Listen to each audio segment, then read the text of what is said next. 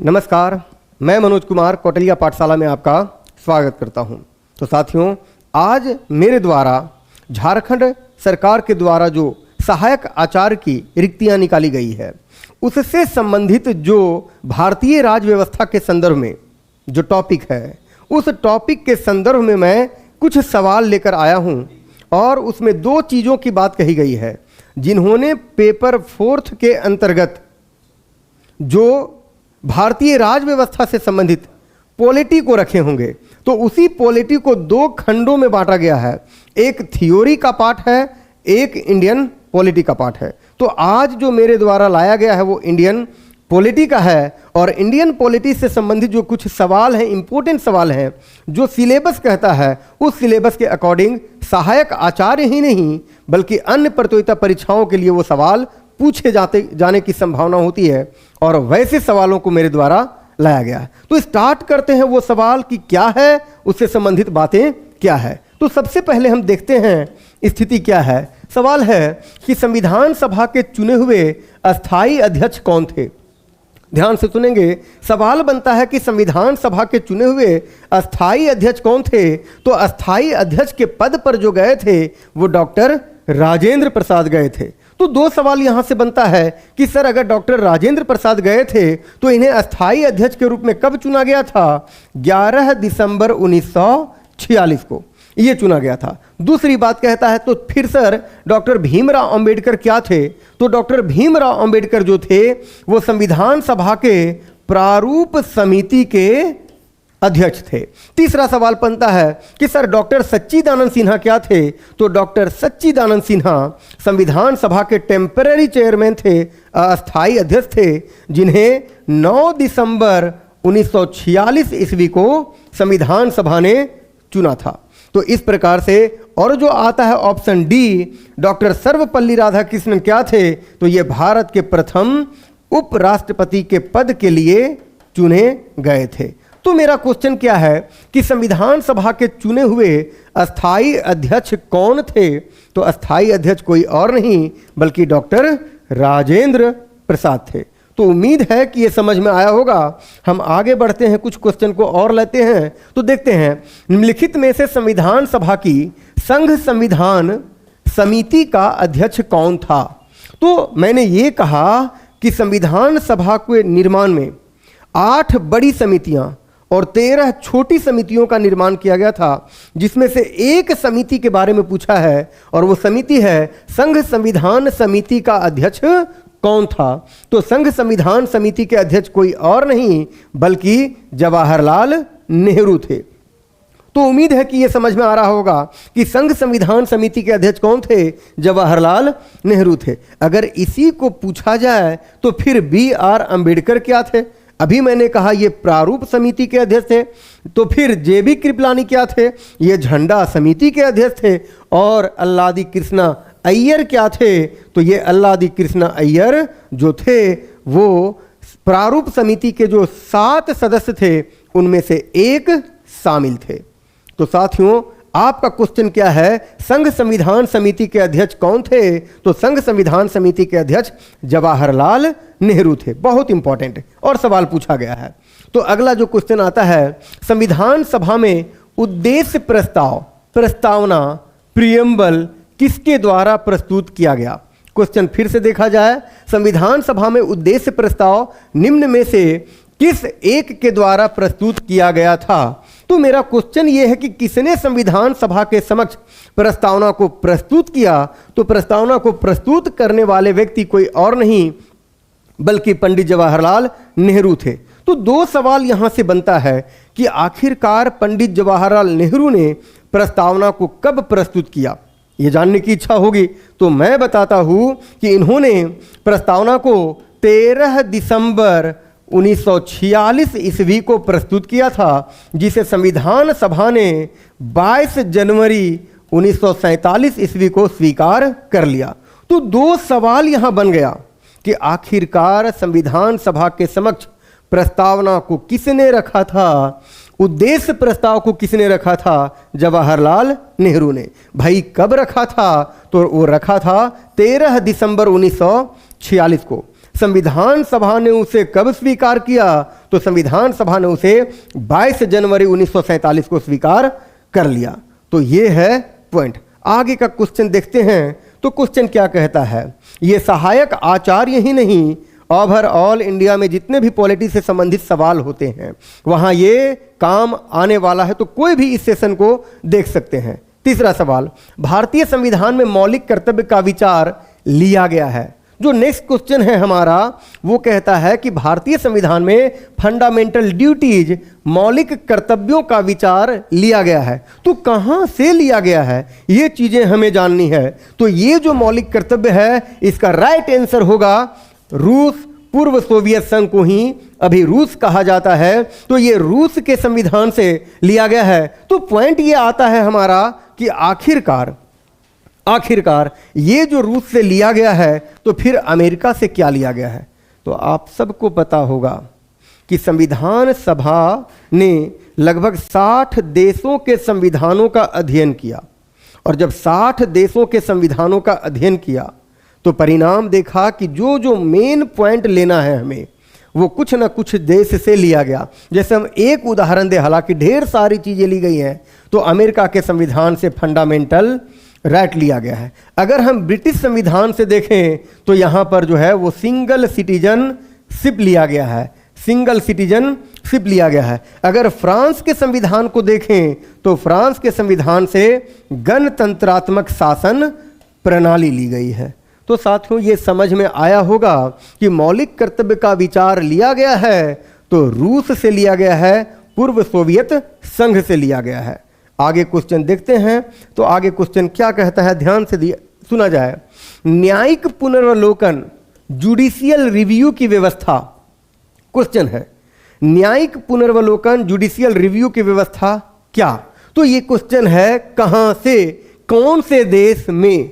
तो पॉइंट ये कहता है कि भारत में जो न्यायिक व्यवस्था है वो न्यायिक व्यवस्था यूएसए के संविधान से लिया गया है।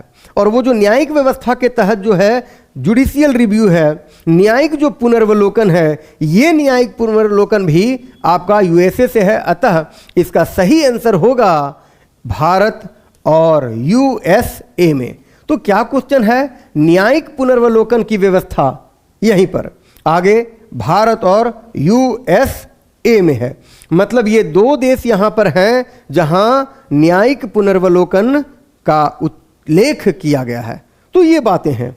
आगे क्वेश्चन अगर हम बढ़ते हैं तो अगला क्वेश्चन कहता है कि भारत में प्रजातंत्र या लोकतंत्र इस तथ्य पर आधारित है कि, ध्यान से सुनेंगे क्वेश्चन को, कितना बढ़िया क्वेश्चन है। भारत में प्रजातंत्र या लोकतंत्र इस तथ्य पर आधारित है कि क्वेश्चन क्या है, आंसर क्या है? आप गैस करो कि इसका आंसर क्या होगा। अपने आप में गैस करने का प्रयास करो कि इसका आंसर क्या होगा। सोचो, अब मैं बताता हूं कि इसका आंसर क्या होगा। तो इसका आंसर है दोस्तों कि जनता को सरकारों को चुनने तथा बदलने का अधिकार प्राप्त है। क्योंकि लोकतंत्र का यही है मामला। 5 वर्षों में भारत में चुनावी प्रक्रिया होती है। अगर गवर्नमेंट हमारे लिए अच्छा काम नहीं करती तो हम अगले चुनाव में उसे हटा सकते हैं, उसके खिलाफ हम लोग खड़े हो सकते हैं। कैसे? वोट नहीं देंगे। तो इस प्रकार से ये जो प्रजातंत्र कहता है वो जनता के पास पावर है कि सरकार को चुनती भी है और सरकार को बदलने का अधिकार भी रखती है। ये प्रजातंत्र का मूल बात है। तो ये आंसर भी आपको उम्मीद है कि समझ में आ गया होगा। अगला क्वेश्चन कहता है संसदीय शासन व्यवस्था प्रणाली सर्वप्रथम किस देश में विकसित हुई? पार्लियामेंट्री जो सिस्टम है, जो संसदीय शासन प्रणाली है, व्यवस्था है, वो सबसे पहले कौन से देश में विकसित हुई? तो इसका सही आंसर होना चाहिए ब्रिटेन में विकसित हुई है। और अब जब आप भारतीय राजव्यवस्था को पढ़े होंगे, इंडियन पॉलिटी को पढ़े होंगे, तो वहां आपने देखा होगा कि भारत में भी संसदीय व्यवस्था को अपनाई गई है। क्योंकि लोकतांत्रिक विश्व में 2 प्रकार की सरकारें होती है, एक संसदीय प्रणाली सरकार और एक अध्यक्षात्मक।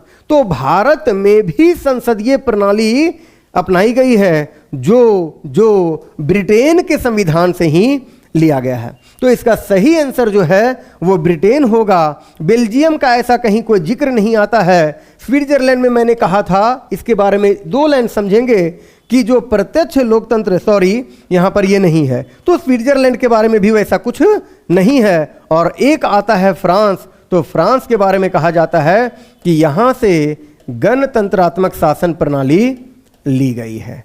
तो ये है स्थिति।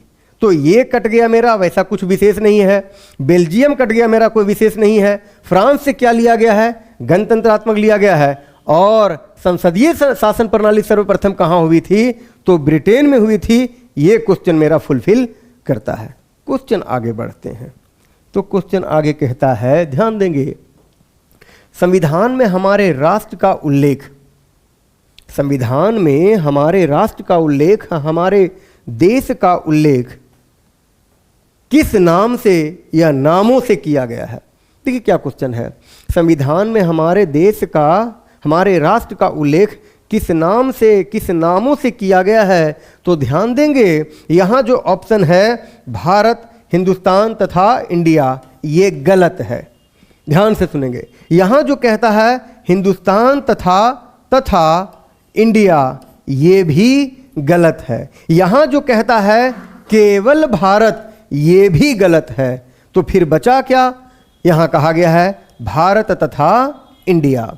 अर्थात संविधान का अनुच्छेद 1 कहता है, आर्टिकल 1 कहता है कि इंडिया यानी भारत राज्यों का संघ होगा। इंडिया यानी भारत राज्यों का संघ होगा। इस प्रकार से मेरा आंसर क्या है कि संविधान में हमारे राष्ट्र का उल्लेख किस नाम से उल्लेख किया गया है, वर्णित किया गया है? तो भारत और इंडिया नाम से किया गया है। अगर खराब सवाल पूछे कौन सा अनुच्छेद ऐसा कहता है? अनुच्छेद 1 कहता है। साथियों, उम्मीद है कि ये सेशन समझ में आ रहा होगा और यहाँ से कई बार सवाल पूछे गए हैं। तो आपके बीच में उन सवालों को लाया जा रहा है जो सहायक आचार्य के लिए ही नहीं, अन्य प्रतियोगिता परीक्षाओं के लिए काफ़ी लाभकारी होने वाला है। अगला क्वेश्चन है, भाषा के आधार पर राज्यों के गठन हेतु, ध्यान देंगे, राज्यों के गठन हेतु राज्य पुनर्गठन आयोग की स्थापना कब की गई थी? बहुत बड़ा क्वेश्चन। भाषा के आधार पर राज्यों के गठन हेतु राज्य पुनर्गठन आयोग की स्थापना कब की गई थी? तो इसका सही आंसर है 1953 ईस्वी में। इस प्रकार से 1953 ईस्वी में, ध्यान से सुनेंगे मेरी बात को, 1953 ईस्वी में 3 सदस्यों वाला राज्य पुनर्गठन आयोग का गठन किया गया था, जिसने अपनी रिपोर्ट 1955 ईस्वी में दिया था। और इसके अध्यक्ष कोई और नहीं बल्कि फजल अली थे। तो 2 अन्य जो सदस्य थे, जिसमें से एक का नाम था कुंजरू और एक का नाम था पन्नीकर। तो इस प्रकार से साथियों, आपसे सवाल क्या पूछा है? राज्य पुनर्गठन आयोग के अध्यक्ष कौन थे? उसका गठन कब किया गया? तो 1953 ईस्वी में। और हम थोड़ा इसको एक्सप्लेन करते हैं। रिपोर्ट कब दिया? 1955 में। कितने सदस्यों वाला था? 3 सदस्यों वाला था। कौन थे उसके अध्यक्ष? फजल अली। 2 अन्य सदस्य कौन थे? कुंजरू और पन्नीकर। तो एक एक सवाल इंपॉर्टेंट है और एक एक सवाल में जितनी बातें हैं वो सारी की सारी बातें इंपॉर्टेंट है। अगला क्वेश्चन कहता है, ध्यान से सुनेंगे, भारतीय संविधान का कौन सा अनुच्छेद, बहुत इंपॉर्टेंट, भारतीय संविधान का कौन सा अनुच्छेद, ध्यान से सुनेंगे, अल्पसंख्यकों को अपनी मनपसंद का, बहुत इंपॉर्टेंट है, किसको? अल्पसंख्यकों को अपनी मनपसंद का शिक्षण संस्थानों को स्थापित करने एवं संचालित करने का अधिकार को संरक्षण प्रदान करता है। तो ये कौन सा आर्टिकल है भारतीय संविधान में जहां कहा गया है कि अल्पसंख्यक अपनी मनपसंद के शिक्षण संस्थान को स्थापित कर सकते हैं, चला सकते हैं? तो इसका जो सही आंसर है वो है अनुच्छेद 30।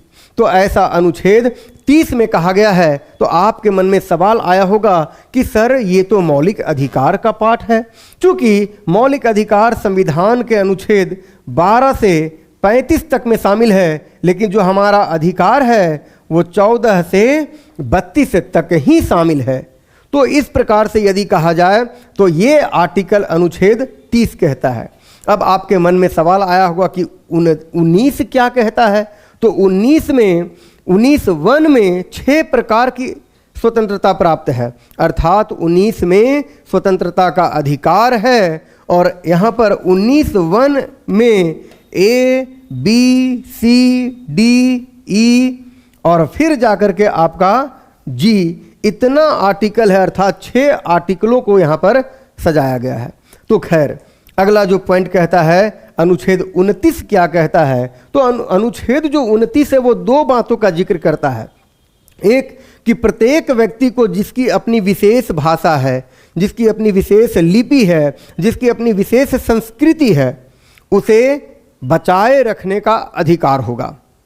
29 का 1 ये कहता है। 29 का 2 ये कहता है कि योग्यता अनुसार भारत का प्रत्येक व्यक्ति, या प्रत्येक व्यक्ति, बस केवल प्रत्येक व्यक्ति योग्यता अनुसार शिक्षण संस्थानों में शिक्षा ग्रहण करने का अधिकार रखता है।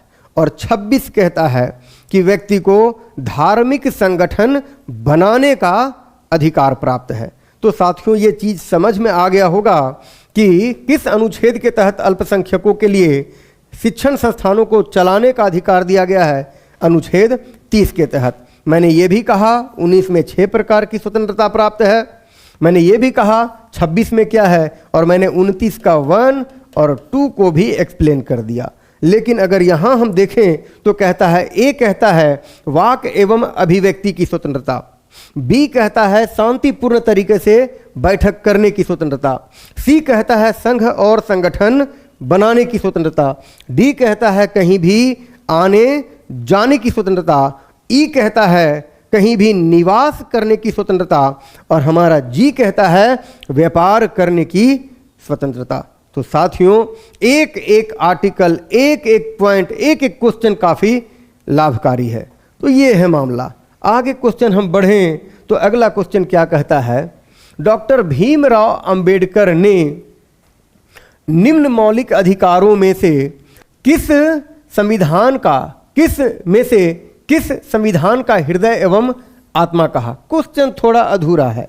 क्या है क्वेश्चन? होना चाहिए डॉक्टर भीमराव अंबेडकर ने निम्न मौलिक अधिकारों में से किस अधिकार को भारतीय संविधान का हृदय एवं आत्मा कहा? तो भारतीय संविधान का हृदय एवं आत्मा जो कहा वो था हमारा आंसर संवैधानिक उपचारों का अधिकार। तो साथियों याद रखेंगे ये जो संवैधानिक उपचारों का अधिकार का उल्लेख किया गया है वो अनुच्छेद 32 में किया गया है। अनुच्छेद 32 में किया गया है। अब आप कहेंगे सर धार्मिक स्वतंत्रता का अधिकार कहाँ है? तो ये जो धार्मिक स्वतंत्रता का अधिकार है ये 25 से लेकर 28 तक में है। अब आप कहेंगे स्वतंत्रता का अधिकार कहाँ से कहाँ तक है? तो स्वतंत्रता का अधिकार जो है वो 19 से लेकर के 22 तक में है। अब आप कहेंगे समानता का अधिकार कहाँ से कहाँ तक है? तो 14 से लेकर के 18 तक में है। तो साथियों ये याद रखना होगा क्वेश्चन क्या है, किसने अर्थात भीमराव अंबेडकर ने भारतीय संविधान को हृदय एवं आत्मा किसे कहा? तो संवैधानिक उपचारों के अधिकार को कहा, जिसका उल्लेख संविधान के अनुच्छेद 32 कहता है। तो हर लाइन इंपॉर्टेंट होता है। अगला क्वेश्चन हम बढ़ें तो कहता है, ध्यान से सुनेंगे, भारत के कल्याणकारी राज्य होने का विचार पाया जाता है। बहुत बढ़िया क्वेश्चन। भारत के कल्याणकारी राज्य होने का विचार पाया जाता है संविधान की प्रस्तावना में गलत, मौलिक अधिकारों में गलत, ए तथा सी दोनों में गलत। तो कहाँ है? राज्य के नीति निर्देशक तत्व में। तो इस प्रकार से कल्याणकारी राज्य के विचार जो पाया जाता है वो राज्य के नीति निर्देशक तत्व में है, और राज्य का नीति निर्देशक तत्व हमारा 36 से 51 के बीच में है, जो भारतीय संविधान के भाग 4 में शामिल है। और ये जो राज्य के नीति निर्देशक तत्व है वो डीपीएसपी जो है वो आयरलैंड के संविधान से लिया गया है। तो जितनी भी मूल बातें हैं वो सब मूल बातों को सामने रख दिया गया। अब संविधान की प्रस्तावना आप जानते हैं, मौलिक अधिकार कहाँ से, ये सारी चीजें पता है। तो ये जो राज्य के नीति निर्देशक तत्व है, ये कल्याणकारी राज्य होने का विचार देता है। किसमें? राज्य के नीति निर्देशक तत्व में। किस भाग में है? 4 में है। अनुच्छेद कहाँ से कहाँ तक में है? 36 से 51 तक में है। कौन से देश से ये मॉडल उठाया है? आयरलैंड से उठाया है। अगला क्वेश्चन चलते हैं। तो अगला क्वेश्चन कहता है, संविधान के किस अनुच्छेद में भारतीय नागरिकों के मूल कर्तव्य शामिल हैं? बहुत बढ़िया क्वेश्चन। भारत के जो संविधान है, वो भारत के संविधान के किस अनुच्छेद में नागरिकों के लिए मौलिक कर्तव्य का या मूल कर्तव्य का उल्लेख किया गया है या शामिल है? तो ये जो किया गया हमारा, वो अनुच्छेद 51 क में किया गया है। हालांकि यहाँ कुछ नहीं है, यहाँ भी वैसा कुछ नहीं है, यहाँ भी वैसा कुछ नहीं है। तो जो इंपॉर्टेंट है वो ये है कि मौलिक कर्तव्य का उल्लेख किस भाग में है, किस अनुच्छेद में है। तो ये जो हमारा अनुच्छेद है वो 51 क में है। Question complete. हम आगे चलते हैं। तो आगे क्वेश्चन क्या कहता है, ध्यान से सुनेंगे। निम्न में से किस एक कमेटी या आयोग ने संविधान सभा में मूल कर्तव्यों को शामिल करने हेतु संस्तुति प्रदान की थी, सिफारिश की थी? मतलब मूल कर्तव्य को शामिल किया जाना चाहिए, ऐसा कौन से समिति ने कहा? इससे स्पष्ट होता है कि मूल संविधान में मौलिक कर्तव्य का उल्लेख नहीं किया गया था। अंततः मौलिक कर्तव्य को 42वें संविधान संशोधन 1976 के तहत संविधान में शामिल किया गया, और वो समिति था जिन्होंने ये रिपोर्ट दिया, जिसका नाम था सरदार स्वर्ण सिंह समिति। तो इस समिति में टोटल 12 सदस्य थे, और इसी समिति के द्वारा कहा गया कि मौलिक कर्तव्य भी देश के संविधान में होना चाहिए। लेकिन इस कमेटी ने केवल 8 मौलिक कर्तव्यों का सिफारिश किया था, लेकिन भारत सरकार ने लागू किया था 10 को। तो ये चीजें हमें याद रखनी है। अगला कहता है, फिर अशोक मेहता समिति का संबंध किससे है? यहां तो नहीं है पर कहीं से तो होगा। तो अशोक मेहता समिति का संबंध पंचायती राज व्यवस्था से है। अब आते हैं कि सरकारिया आयोग का संबंध किससे है? तो सरकारिया आयोग का संबंध जो है वो संघ एवं राज्य के बीच संबंधों का जिक्र करता है। संघ एवं राज्य के बीच संबंधों का जिक्र करता है। अब आप कहेंगे बलराम जाखड़ कमेटी क्या था? तो वैसा बलराम जाखड़ कमेटी के बारे में वैसा कुछ नहीं है, लेकिन वही वो बलराम जाखड़ थे जो लोकसभा में सबसे लंबी अवधि तक, अर्थात 1980 से लेकर 1989 तक ये लोकसभा के अध्यक्ष के पद पर रहे थे। तो दोस्तों ये चीजें एकदम समझ आ गई होगी।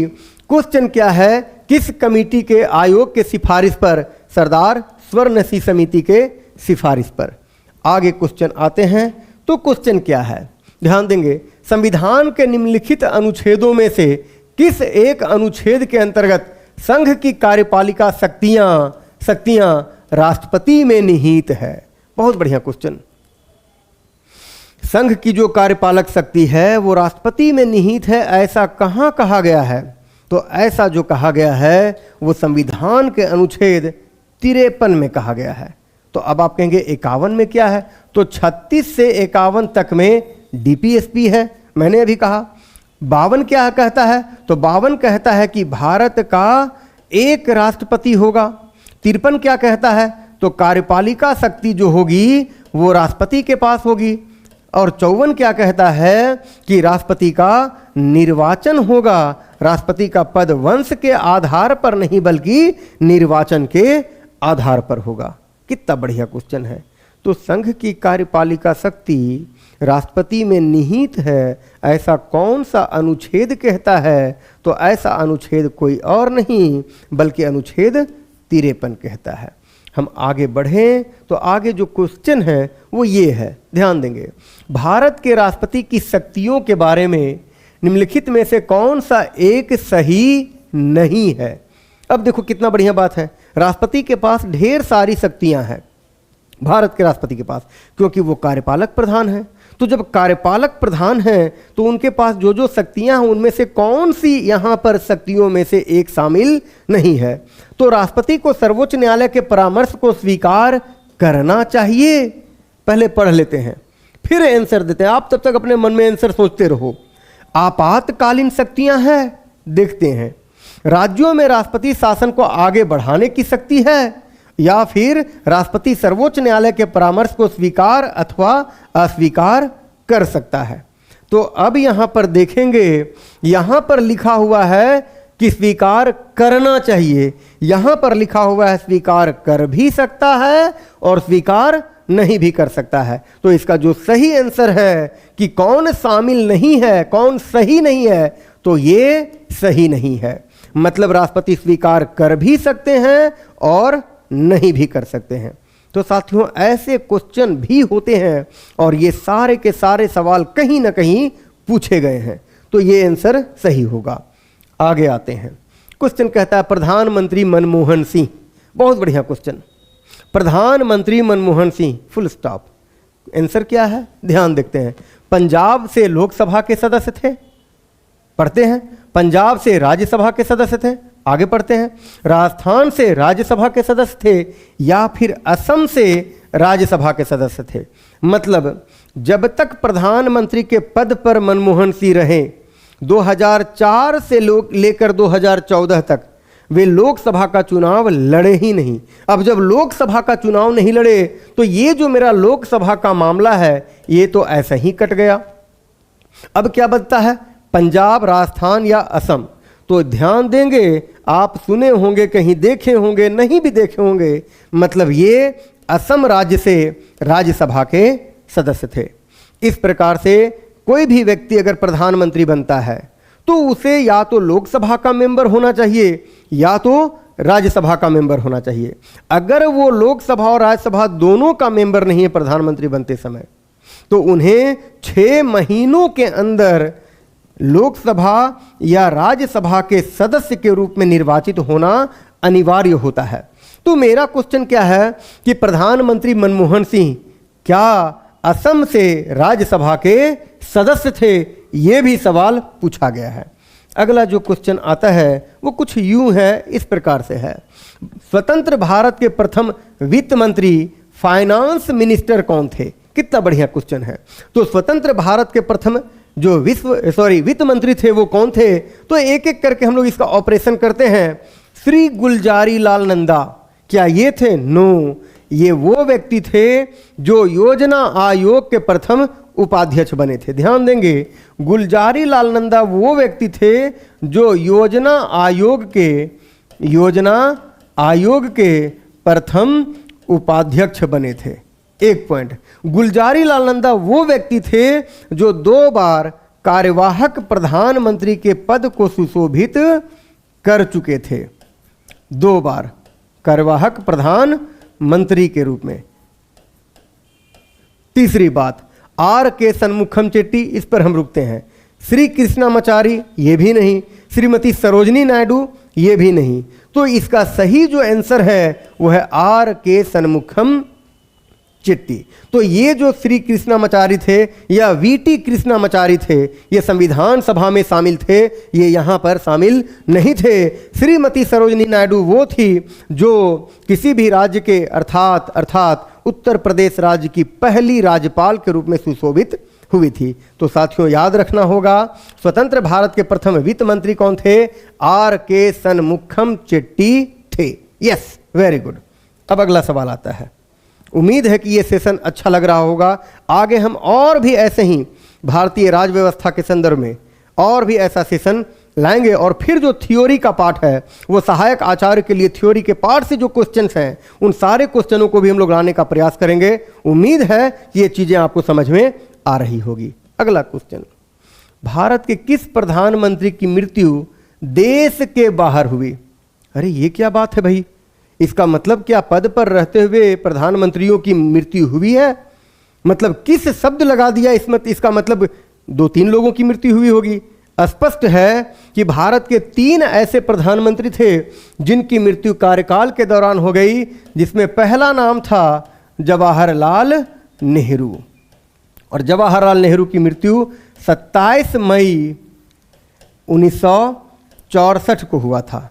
दूसरा थे लाल बहादुर शास्त्री, लाल बहादुर शास्त्री, और इनकी मृत्यु 11 जनवरी 1966 को हुई थी। और तीसरा जो थी वो थी इंदिरा गांधी, और इंदिरा गांधी की हत्या 31 अक्टूबर 1984 को की गई थी। तो इस प्रकार से यहाँ जो ऑप्शन है, वहाँ ऑप्शन क्या है? जवाहरलाल नेहरू। तो ये नहीं होगा क्योंकि इनकी मृत्यु भारत में ही हुई थी। दूसरा जो है मोरारजी देसाई, इनकी मृत्यु पद पर रहते हुई ही नहीं थी, ये भी कट गए। तीसरा जो है वो लाल बहादुर शास्त्री, यस, लाल बहादुर शास्त्री ही एकमात्र ऐसे हैं जो ताशकंद समझौते के लिए जब उज्बेकिस्तान गए थे तो उसी क्रम में इनकी मृत्यु 11 जनवरी 1966 को हो गई। तो इसका सही आंसर जो होगा वो लाल बहादुर शास्त्री। और जो चौधरी चरण सिंह थे, ये भी प्रधानमंत्री पद को सुशोभित कर चुके हैं, परंतु इनकी मृत्यु कार्यकाल के दौरान नहीं हुई थी, बाद में हुई थी। तो साथियों याद रखेंगे, एकमात्र प्रधानमंत्री भारत के जिनकी मृत्यु भारत के बाहर हुई है और वो कोई और नहीं बल्कि लाल बहादुर शास्त्री थे। अगला क्वेश्चन कहता है, भारत के महान्यायवादी the attorney general of India article 76, याद रखेंगे क्वेश्चन पूछता है किस आर्टिकल के तहत अटॉर्नी जनरल का उल्लेख किया गया है? 76। क्वेश्चन क्या है पढ़ते हैं। भारत के महान्यायवादी के विषय में निम्नलिखित कथनों पर विचार कीजिए। क्या विचार करना है? क्या सही है, क्या गलत है?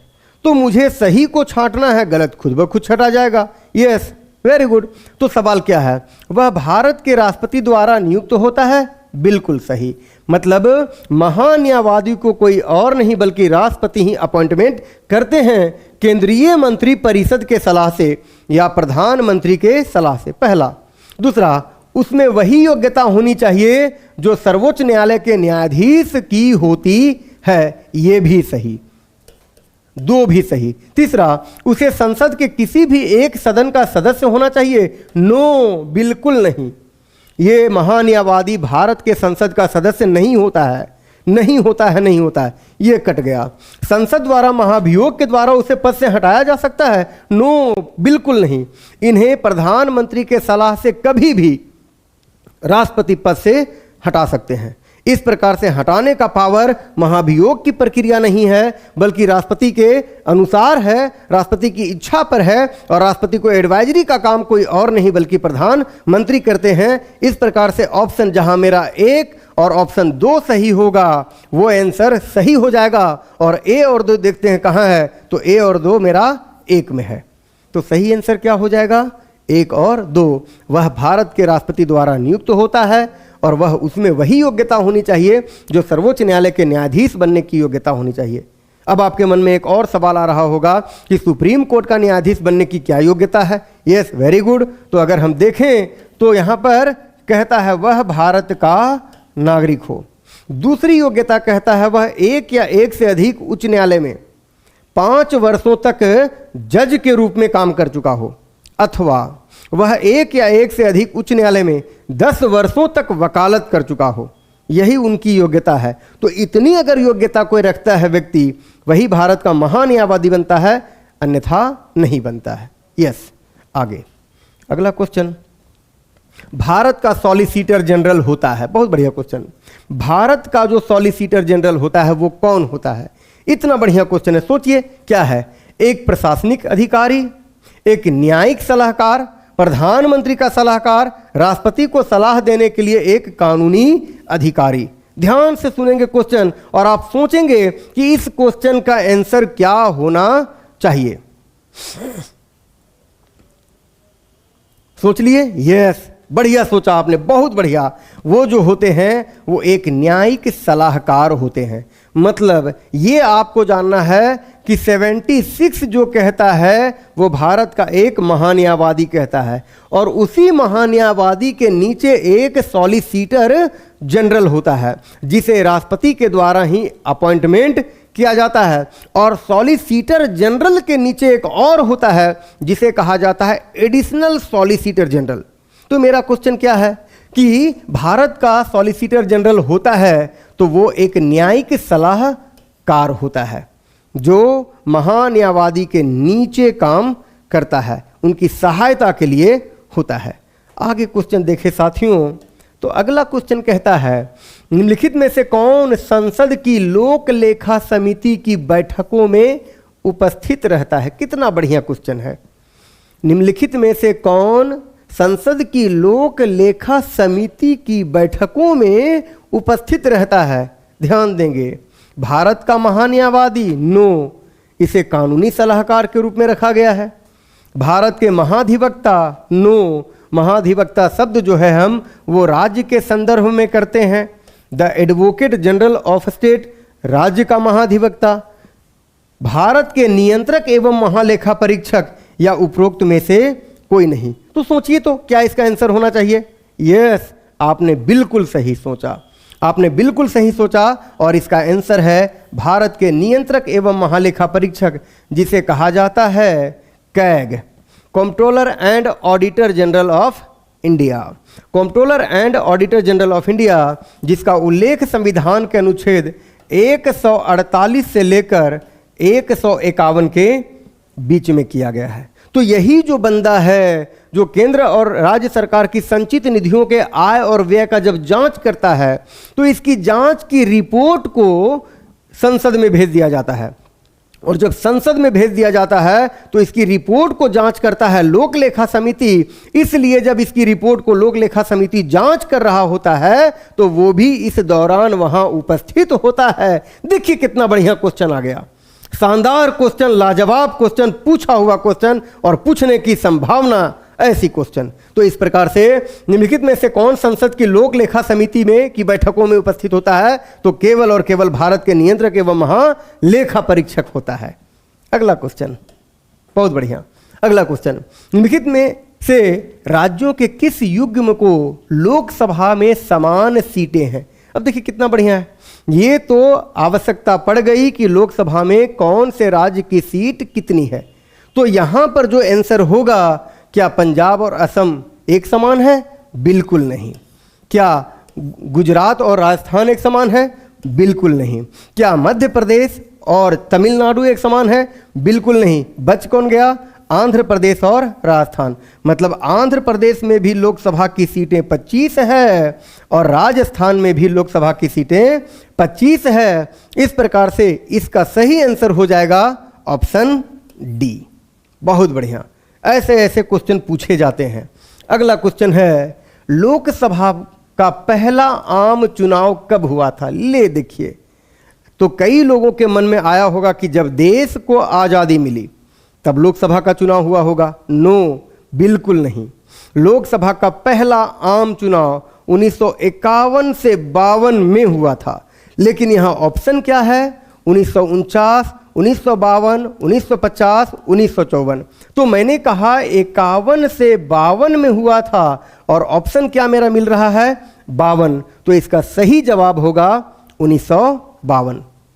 तो कोई मुझे ये बताओ कि 1952 में अगर लोकसभा का चुनाव हुआ तो लोकसभा की कितनी सीटों के लिए चुनाव कराया गया था? सोचो अपने मन में, केवल कितने लोगों ने सही सोचा? यस, तो जिन जिन लोगों ने सोचा कि 489 सीटों का चुनाव हुआ वो सही सोचे हैं। तो पहली लोकसभा के चुनाव में 489 सीटों के लिए चुनाव कराया गया था, जिसमें से कांग्रेस को जो सीटें मिली थी वो 364 सीटें मिली थी। ये इंपॉर्टेंट पॉइंट है। आपका क्वेश्चन क्या है साथियों कि पहली लोकसभा का पहला आम चुनाव कब हुआ था? इसका सही आंसर है 1952। कितने सीटों का चुनाव हुआ था? 489। कितना सीट कांग्रेस को मिला था? 364। आगे बढ़ते हैं। तो आगे जो कहता है लोकसभा की वर्तमान सदस्य संख्या क्या है? बहुत बढ़िया क्वेश्चन। लोकसभा की वर्तमान सदस्य संख्या क्या है? ये एकदम शानदार क्वेश्चन है। तो कई लोगों के मन में आ रहा होगा 545, जो 100% गलत है। तो ये गलत हो गया, ये भी गलत हो गया, ये भी गलत हो गया। बचा कौन? 543। इस प्रकार से लोकसभा में वर्तमान सदस्यों की संख्या 543 है। पहले था 545, लेकिन दो जो हमारा एंग्लो इंडियन होते थे वो एंग्लो इंडियन के प्रावधान को समाप्त कर दिया गया। कब? 104वां संविधान संशोधन 2020 के तहत।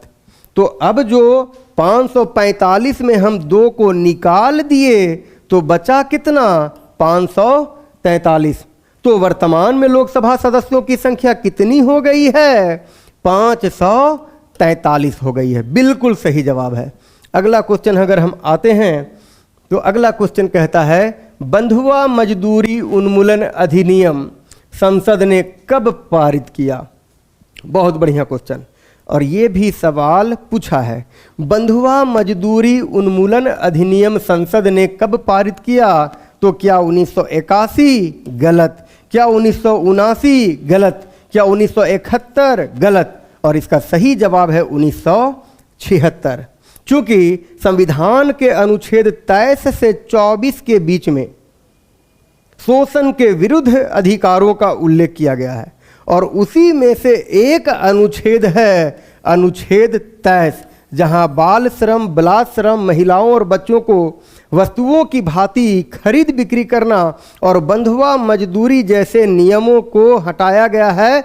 इसीलिए ये अधिनियम 1976 ईस्वी में भारतीय संसद ने पारित किया। तो सही जवाब क्या होगा? 1976।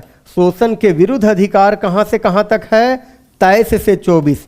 और केवल महिलाओं के संदर्भ में, बच्चों के संदर्भ में और शोषण के संदर्भ में, बलात्श्रम के संदर्भ में, बाल श्रम के संदर्भ में अगर बातें कही गई है तो ये 23 में कही गई है। और 24 कहता है कि 14 वर्ष से कम उम्र के बच्चों से हानिकारक स्थानों में काम करवाना कानूनन अपराध होगा। तो इसका सही जवाब होगा 1976। बहुत बढ़िया।